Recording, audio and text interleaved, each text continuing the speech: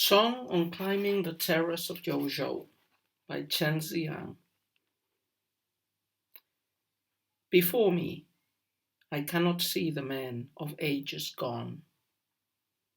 After me, I cannot see those yet to come. Struck by the vast emptiness of heaven and earth, alone, sick at heart, my tears begin to fall. So, with this poem, we start the series of 7-word old-style poems. So these will be quite similar to the gushi, the pentasyllabic old-style poems that we started with at the beginning of the collection, which means we will see a great variance in the number of couplets. And what basically defines this genre, or this subgenre, is that it's archaizing and rather more independent and free from constrictions than other poetic genres. This first poem in this series is very brief. As you can see, it's just 2 couplets. The fact that they are heptasyllabic makes it feel almost like a little bit longer, like maybe, I don't know, a 3-couplet pentasyllabic poem. But, it's very, very synthetic, very, very succinct. So first, some explanation. Who is the writer of this poem? It's Chen Zi'ang. He was a poet from the region of Sichuan in the west of China, who lived basically in the second half of the 7th century, which is the early Tang period. In fact, he served during a period in which a widow of one of the emperors, Wu Zetian, tried to usurp the imperial throne. And he was embroiled with this and eventually executed by a relative of the empress, perhaps for political reasons. So he was a scholar official. He passed the examinations relatively early, and he wasn't generally listened to much. He tried to give advice to the empress and to other advisors, but he wasn't listened to and he wasn't given any positions of importance. Many later Tang poets regarded him as an exemplar of their own careers, that is, the virtuous minister ill-used by his ruler, who writes allegorical poetry to express his criticisms. Chen Zi'ang was mainly known for a series of poems that he has that are very dark, very allegorical, very difficult to understand, and that the Chinese tradition, rightly or wrongly, has historically interpreted as veiled criticisms of Empress Wu and her attempts at usurping the throne of the Tang dynasty. So let's go to this poem, and this poem is a little bit also, or could be read a little bit in that way. So it's a song on climbing the terrace at Yuzhou.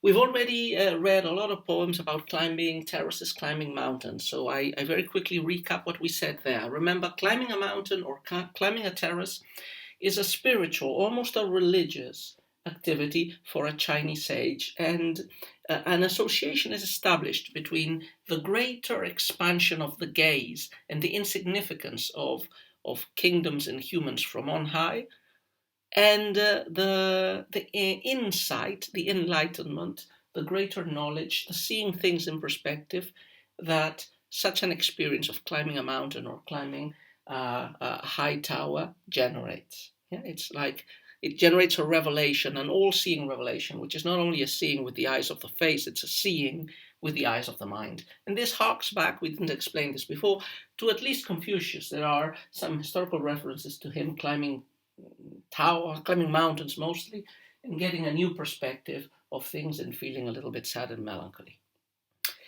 So Chen Zi'ang is here climbing the terrace at Yuzhou. I've read a little bit about this. This terrace was in the northeast of China, close to the current area of Beijing, and it had been built during the Warring States period in the state of Zhen as a tower to accommodate sages and scholars from different regions of China.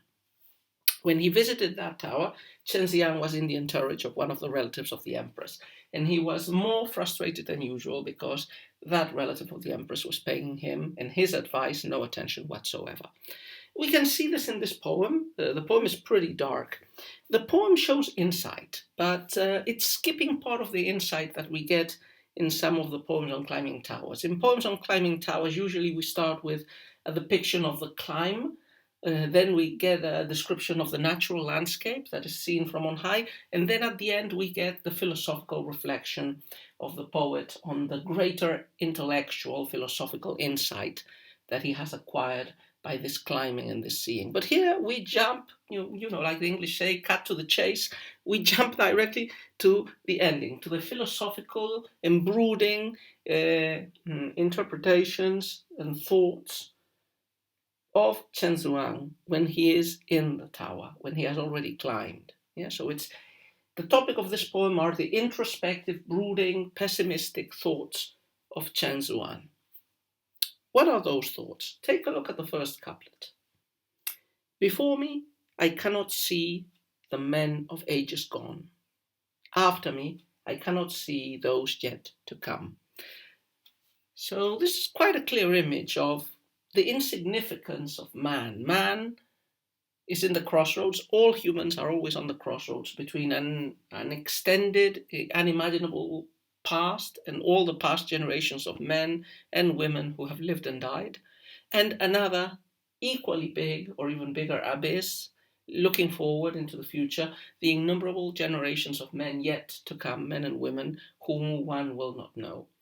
Chen Zi'ang is at the crossroads, and he is alone. The way he formulates this vision of what's before, what's after, puts him squarely in the middle, but he is isolated in the middle. Yeah? He cannot reach the men of the past. He cannot talk with them. He cannot know them. He cannot reach, he cannot know, he cannot talk with the men in the future. He is isolated, alone.